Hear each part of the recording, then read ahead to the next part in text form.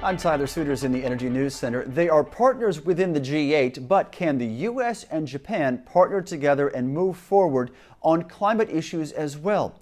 Clean Skies Dan Goldstein joins us now after attending a discussion on that matter earlier today. Dan, you heard from the Japanese ambassador to the U.S., and he discussed specifically the prospects for COP16, that is the International Climate Conference in Mexico City later this year.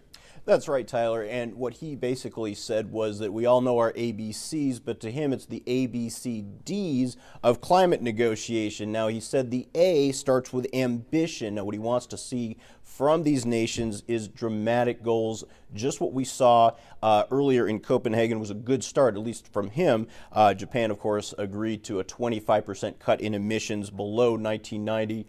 The U.S. pledged similar cuts, as did many other developed nations. The B stands for broad. Now, what he wants there is a broad-based coalition of agreements between members. Now, we already had quite a number of countries sign on to Copenhagen. We had quite a few in Kyoto, and he wants the same thing again when it comes to Mexico City. Obviously, China, India, South Africa, and Brazil, they all signed Kyoto, but of course, they made no specific targets of those countries. Now, that was different in Copenhagen, of course. Those countries did have specific targets, even though they are non-binding. And the big deal is that the U.S. finally agreed to targets as well. Obviously, the U.S. never ratified Kyoto, but at least we're on there for Copenhagen. Now, the C is for compatibility or verifiability, as the ambassador said, and the D is for developing nations. They have to be involved with it, and I'll let the ambassador explain C and D a lot more clearly.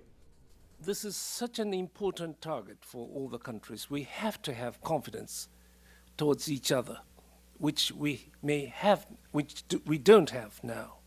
And we hope that tool to replace post-Kyoto, Kyoto will be such as well. In 2005, 50% of emissions are done by developing countries. We have to have them. But at the same time, we have to remember three things. One,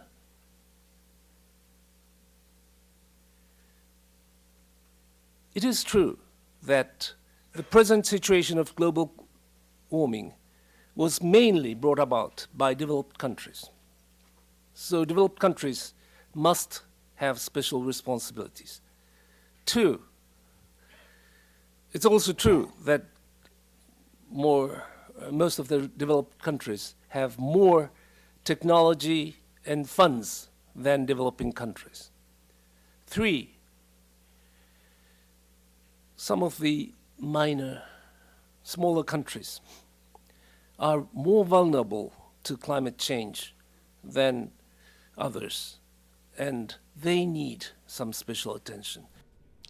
Now, Tyler, not only was Mexico City on the minds of many of those folks at CSIS today, but there was a lot of areas where they said that the U.S. and Japan could collaborate on climate change and green technology. Obviously, the top of the list was nuclear power as well as smart grid. Obviously, also the next generation of green autos as well came into play. And add this one too, Tyler, high-speed rail. The ambassador specifically talked about collaborating with the United States on high-speed rail. Obviously, the Japanese are way ahead when it comes to bullet trains in Japan. I've ridden on them myself. They have an incredible network of rail networks that go over 200 miles an hour, and the U.S. is just getting started on that.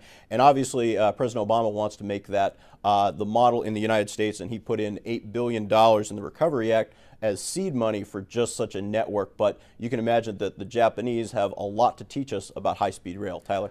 Dan, let's get back to climate issues right now. It seems like any national or international leader on the topic of a climate agreement or Copenhagen faces questions lately about the IPCC report, the controversy surrounding those. Did the ambassador address that as well today? Yeah, Tyler, and he said that the IPCC, at least in his view, had his total confidence. But interestingly enough, when I asked him that question, he declined to support Rajendra Pachauri. He did not make any mention of him. And obviously, Pachauri is, of course, the embattled chair of that agency, who is under a lot of calls right now to resign, at least not from Japan. But interestingly enough, the Japanese ambassador did not mention his name when he defended the IPCC, Tyler. An issue we will continue to follow as well. Dan Goldstein, thank you very much. And thank you for watching us. I'm Tyler Suiters. This is Clean Skies News.